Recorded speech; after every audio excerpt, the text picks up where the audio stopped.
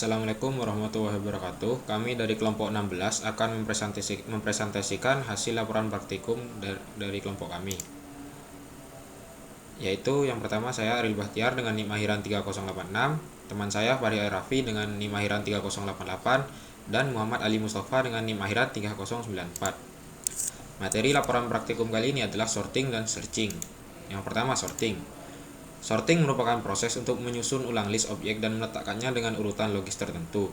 Metode sorting dalam algoritma adalah proses pengurutan elemen-elemen data dalam suatu struktur data seperti array atau list berdasarkan kriteria tertentu. Tujuan utama dari metode sorting adalah untuk menyusun elemen-elemen data tersebut dalam urutan yang teratur, misalnya dari nilai terkecil ke nilai terbesar atau sebaliknya.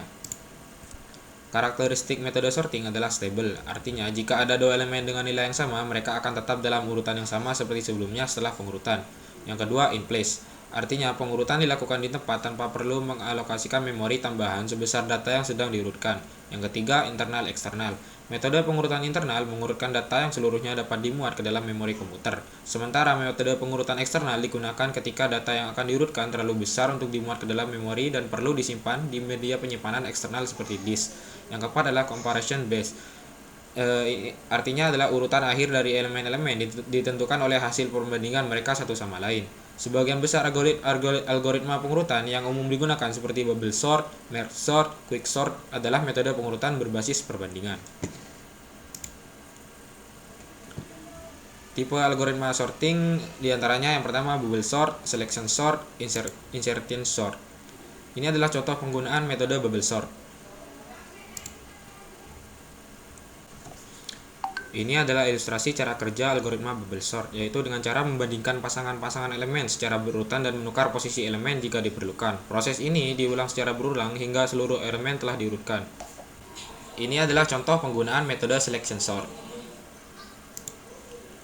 Ini adalah ilustrasi cara kerja algoritma selection sort, yaitu dengan cara mencari elemen terkecil dari array dan menukarnya dengan elemen pada posisi pertama. Proses ini diulang untuk sisa array yang belum diurutkan. Ini adalah contoh penggunaan metode insertion sort. Ini adalah ilustrasi cara kerja algoritma insertion sort, yaitu dengan cara membagi array menjadi dua bagian. Yang pertama bagian yang sudah diurutkan dan bagian yang belum diurutkan. Pada setiap iterasi, elemen dari bagian yang belum diurutkan akan dimasukkan ke dalam bagian yang sudah diurutkan dengan cara membandingkannya dengan elemen-elemen yang sudah ada dalam bagian terurut, dan kemudian memindahkan elemen-elemen ke posisi yang sesuai.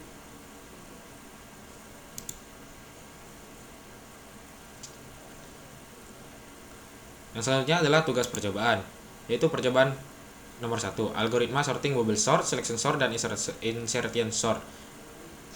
Pertama, buka editor untuk bahasa pemrograman Python, Visual Studio Code ataupun Google Colab. Yang nomor 2, buatlah file baru menggunakan menu file, new file, dan memberi nama file baru tersebut dengan ekstensi .py, misal sorting_1.py. Nomor 3, tuliskan kode program seperti yang diberikan pada dasar teori di atas. Nomor 4, simpan kode yang telah dituliskan. Nomor 5, jalankan kode program tersebut dan amati hasil yang muncul di terminal atau command prompt. Nomor 6, tambahkan jumlah elemen yang disimpan oleh variabel myArray dan ulangi langkah 4 dan 5. Ini adalah kode program untuk percobaan nomor 1. Melalui loop for, setiap elemen array diproses satu persatu menggunakan enumerate untuk mendapatkan indeks dan nilainya. Kondisi if sama dengan 0 mengecek apakah elemen yang sedang diproses adalah elemen pertama. Jika iya, iterasi selanjutnya dilewati karena elemen pada indeks pertama dianggap sudah diurutkan. Nilai dari elemen saat ini disimpan dalam variabel current element. Melalui loop while, elemen saat ini dibandingkan dengan elemen-elemen di bagian yang sudah diurutkan sebelumnya. Jika nilai elemen saat ini lebih kecil dari elemen yang dibandingkan, elemen-elemen yang lebih besar dipindahkan satu posisi ke kanan untuk memberi ruang pada elemen saat ini. Setelah loop selesai, elemen saat ini ditempatkan di posisi yang sesuai dalam bagian yang sudah diurutkan. Outputnya seperti berikut, yaitu yang sudah diurutkan dari kecil ke besar, 1, 2, 3, 4, 5, 7, 8, 9. Untuk percobaan nomor 2, yaitu buatlah salinan dari file-file yang digunakan pada percobaan nomor 1, misalkan sorting_1.py disalin menjadi sorting_2.py. Modifikasi kode program tersebut sehingga bisa mengurutkan data dari besar ke kecil. Simpan kode yang telah dimodifikasi tersebut. Jalankan kode program tersebut dan amati hasil yang muncul di terminal atau command prompt. Ini adalah kode program untuk percobaan nomor 2. Yang yang saya ubah di kode program adalah di line 12, yaitu if current element lebih kecil atau sama dengan dari myArray index J, yang sebelumnya di percobaan nomor 1 yaitu menggunakan lebih besar atau sama dengan, sehingga outputnya akan menghasilkan dari nilai yang paling besar ke yang paling kecil seperti berikut. Kemudian percobaan nomor 3. 1. Buatlah salinan dari file-file yang digunakan pada percobaan nomor 2. Ubahlah baris pertama dari kode tersebut sehingga variabel myArray menyimpan data berjenis list atau array yang berisi sekumpulan string yang dapat disusun dari alfabet, numerik, titik, koma. Modifikasi kode tersebut sehingga mampu melakukan sorting dengan output seperti berikut dan simpan masing-masing ke file yang berbeda. Yang pertama, A mengurutkan data list atau array yang berisi sekumpulan string secara alfabet dari A ke Z. Yang kedua, B mengurutkan data list atau array yang berisi sekumpulan string secara alfabet dari Z ke A. Yang C mengurutkan data list atau array yang berisi sekumpulan string berdasarkan panjang string dari yang terpendek ke yang terpanjang. D mengurutkan data list atau array yang berisi sekumpulan string berdasarkan panjang string dari yang terpanjang ke yang terpendek. Ini adalah kode program untuk nomor 3 yang A. Saya merubah isi dari myArray menjadi string, yaitu banana, apple, orange, grape, dan kiwi. Untuk kode programnya kurang lebih sama dengan percobaan nomor 1. Bedanya saya hanya merubah isi listnya saja. Selanjutnya ini adalah kode program untuk percobaan nomor 3B. Sama seperti kode program di percobaan nomor 3A, yang saya ubah hanyalah di line 9, yaitu yang sebelumnya while J lebih besar atau sama dengan 0 dan current element lebih kecil dari myArray index J, saya ubah menjadi current element lebih besar dari myArray index J, sehingga outputnya adalah dari alfabet Z ke alfabet A. Ini adalah kode program untuk percobaan nomor 3C.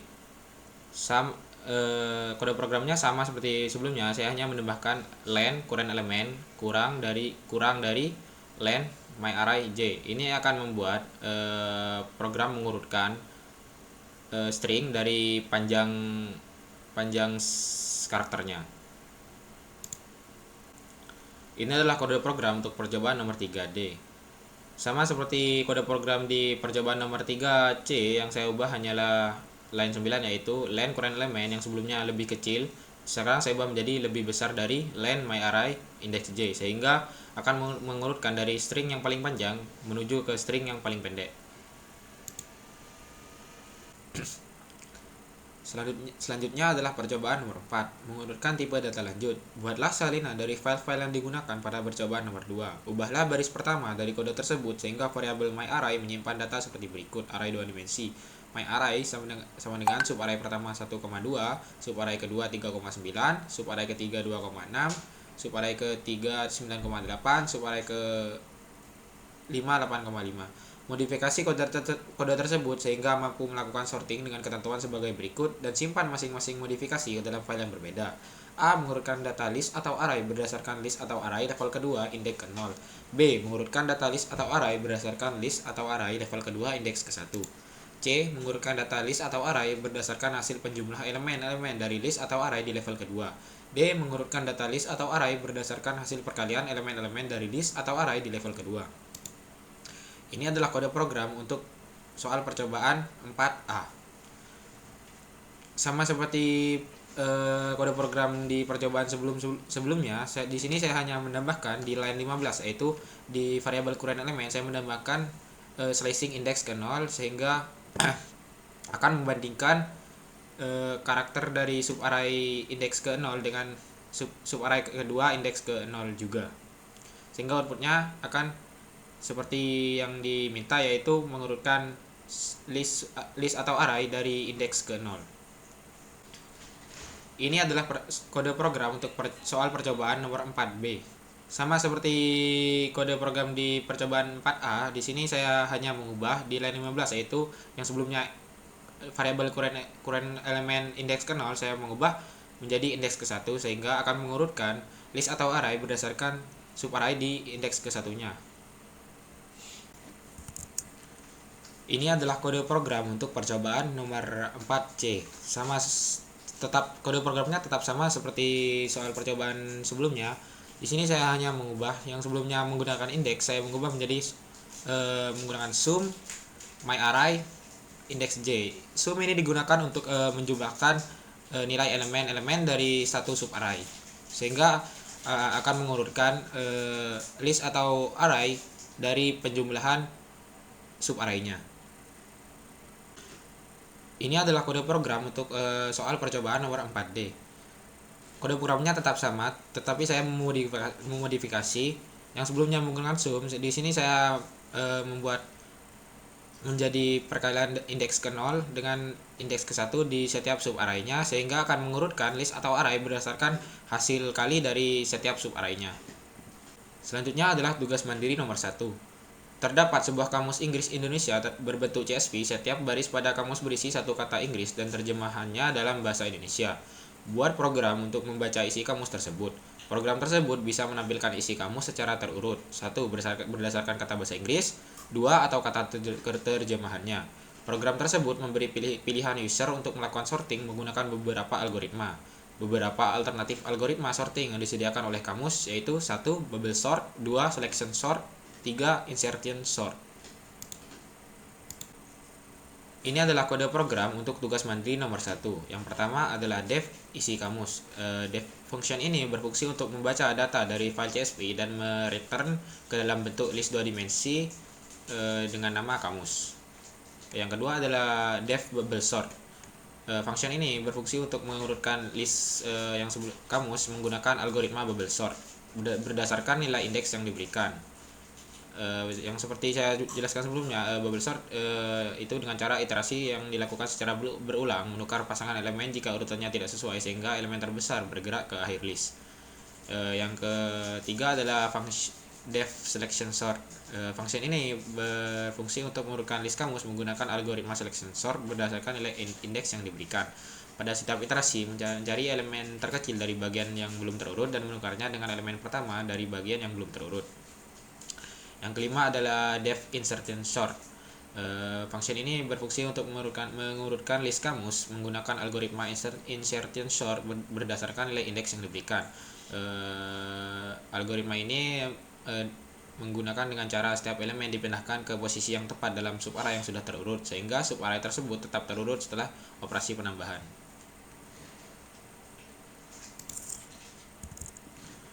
Yang selanjutnya adalah def main. Function ini berfungsi sebagai function utama program. Function ini meminta pengguna untuk memilih opsi pengurutan berdasarkan seperti soal berdasarkan bahasa Inggris atau bahasa Indonesia, dan meminta pengguna memilih opsi algoritma pengurutan yaitu bubble sort atau selection sort atau insertion sort. Kemudian program ini akan memanggil function yang tadi sesuai dengan inputan pengguna dan akan menampilkan outputnya ke layar.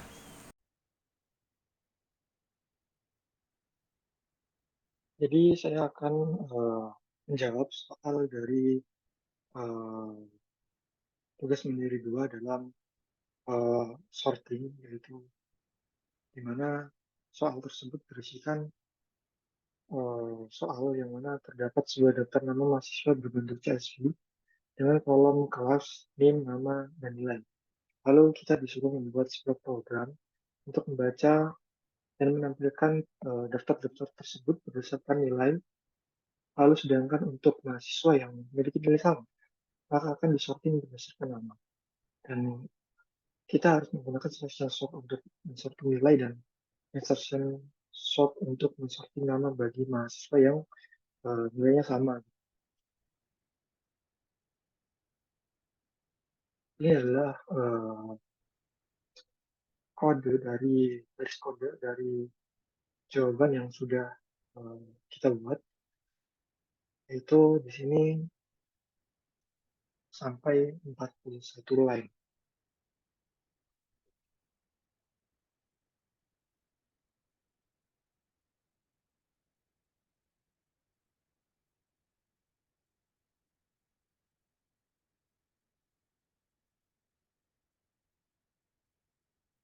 Jadi di apa namanya, di line yang pertama itu kan ada def selection sort by value gitu. Nah, kita itu mendefinisikan fungsi dulu, yaitu selection sort by value untuk menerima satu argumen dalam kurung itu tadi data. Lalu kita menghitung panjangnya data dengan uh, data tersebut nanti diisi dengan jumlah mahasiswa dengan kolom baris, kolom kode yaitu n sama dengan len data. Lalu kita menggunakan looping melalui indeks dari 0 hingga panjangnya data itu dikurangi 1. Itu for i in range n min 1 itu. Terus kita menginisialisasi dengan menggunakan index sebagai indeks saat ini. Lalu looping melalui indeks dari i plus 1 hingga panjangnya data. Lalu uh, bandingkan nilai nama mahasiswa menggunakan tuple jika nilai dan nama mahasiswa di indeks lebih kecil daripada nilai dan nama mahasiswa di index atau maka min index akan update atau diupdate ke G. Setelah selesai looping, pertukaran itu dilakukan antara elemen di indeks I dengan elemen di min index sehingga elemen terkecil berada di posisi yang benar. Terus setelah itu menggunakan definisi fungsi insertion sort by name itu yang menerima satu argumen yang data, kita ulangi lagi dengan melakukan looping sesuai atau melalui indeks dari 1 hingga panjangnya data, lalu menyimpan nilai dan nama mahasiswa di indeks I ke dalam variabel K, itu K sama dengan data uh, dengan list I, lalu menginisialisasi variabel J sama dengan I di min 1. Lalu membandingkan nilai dan nama mahasiswa antara K dan elemen di indeks J. Jika nilai dan nama mahasiswa di K lebih kecil daripada nilai nama mahasiswa di indeks J, elemen di indeks digeser, elemen di indeks J itu akan digeser ke kanan. Jika selesai looping, maka K dimasukkan ke dalam posisi yang benar. Nah, lalu kita menggunakan uh, definisi fungsi main, yaitu kita memecah 18 sampai 24 inisialisasi data ini adalah mahasiswa dalam bentuk list. Lalu 27 sampai 29 menampilkan data mahasiswa yang belum diurutkan. Nah, kita lalu memanggil fungsi selection sort by value tadi untuk mengurutkan mahasiswa berdasarkan nilainya. Dan kita lalu memanggilkan insertion sort by name itu untuk mengurutkan mahasiswa berdasarkan nilai jika berdasarkan nama jika nilainya sama. Lalu 34 sampai 36 menampilkan data mahasiswa setelah diurutkan. Maksudnya 34 36 di sini tuh lain ke 34 sampai ke 36 gitu. Nah, lalu terakhir yaitu mengeksekusi atau print fungsi main jika program dijalankan sebagai script utama.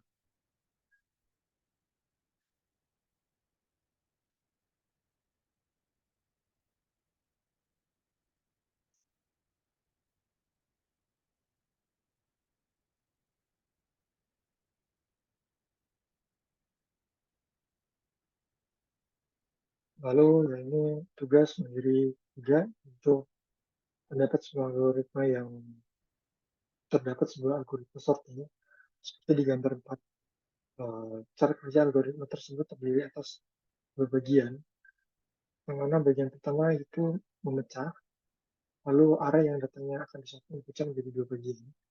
Demikian seterusnya sampai terbentuk beberapa array yang isinya satu elemen. Bagian kedua menggabung array satu elemen tersebut digabung dengan tetangganya.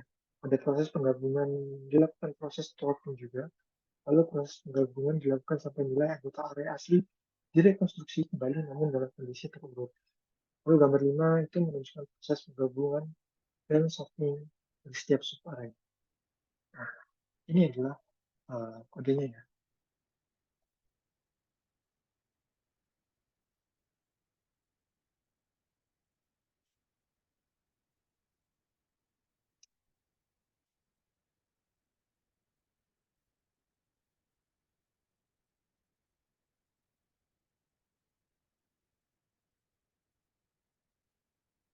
di awal kita itu mendefinisikan fungsi yaitu merge sort dengan satu parameter, yaitu parameternya bernamakan ARR atau array yang merupakan array yang akan diurutkan.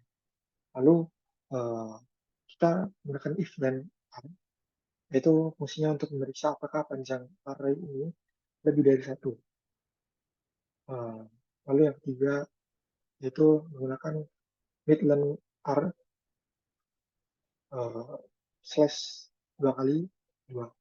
Lalu ini itu fungsinya untuk menunjukkan titik tengah array, yaitu menggunakan slash 2 untuk eh, membagi nilai panjangnya nilai menjadi dua bagian dengan eh, ketika jika nilai tersebut nilai tengahnya adalah 2 koma, maka dibuatkan ke bawah gitu. Lalu membagi array menjadi dua bagian, itu kanan dan kiri gitu. Dan merge sort ini fungsinya adalah memanggil kembali fungsi merge sort untuk mengurutkan kedua bagian array.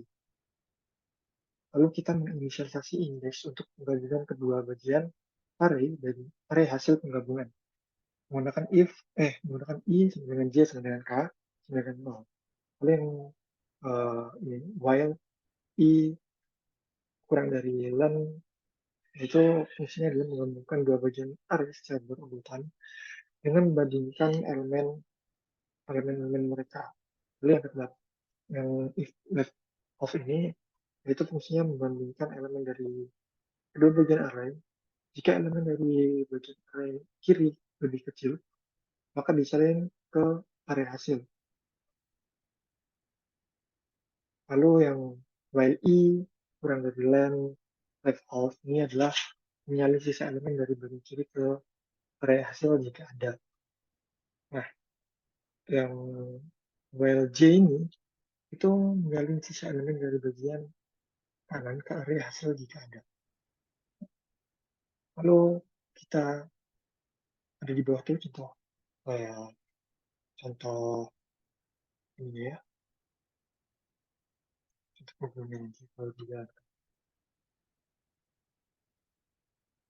Ya, selanjutnya adalah uh, searching, di mana searching ini yaitu metode proses atau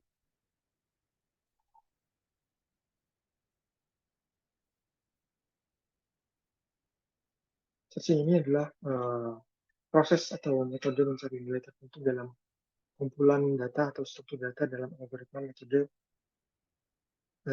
ya.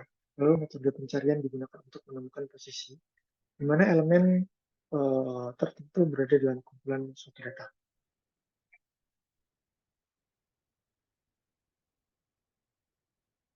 Tipe searching ini ada dua metode, yaitu metode searching yang kita pelajari itu ada dua, yaitu linear searching dan binary. Masing-masing itu sebenarnya punya karakternya sendiri-sendiri. Nah, kalau untuk uh, linear searching itu, ini termasuk metode pencarian yang sederhana. Dilakukan dengan mengevaluasi atau mengecek satu persatu elemen terhadap nilai yang dicari secara berurutan atau sekuensial disebutnya. Mulai dari elemen pertama hingga elemen terakhir, atau bisa juga dari elemen terakhir hingga elemen pertama gitu. Sedangkan untuk binary ini hanya dapat diterapkan pada data yang sudah terurut. Lalu sebenarnya ini binary lebih cepat atau relatif cepat atau efisien jika datanya lebih banyak. Lalu binary ini dilakukan dengan cara membagi data menjadi dua bagian berdasarkan mediannya untuk setiap tahap pencarian. Dan binary search ini dikenal dengan half interval search gitu ya. Terus selanjutnya yaitu uh, kita menuju ke contoh penggunaan. Ini akan diteruskan oleh teman saya.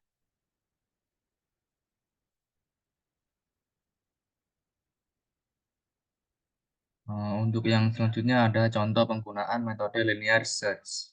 Berikut adalah codingannya. Contoh penggunaan terdapat data array 3, 1, 4, 1, 5, 9, 2, 6, 5, 3, dan 5. Target value 6. Result sama dengan linear search data array target value. If result min 1. Print f elemen target value ditentukan pada indeks result. Else print f elemen target value tidak ditentukan dalam array.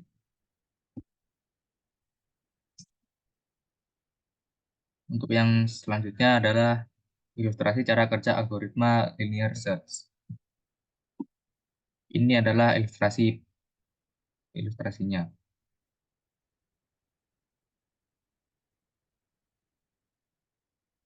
Untuk yang selanjutnya adalah contoh penggunaan metode binary search. Di sini ada if arrange meet target return meet, leave are meet target, low sama dengan meet plus 1, else high sama dengan meet min 1, return min 1. Untuk ilustrasi cara kerja algoritma binary search ini.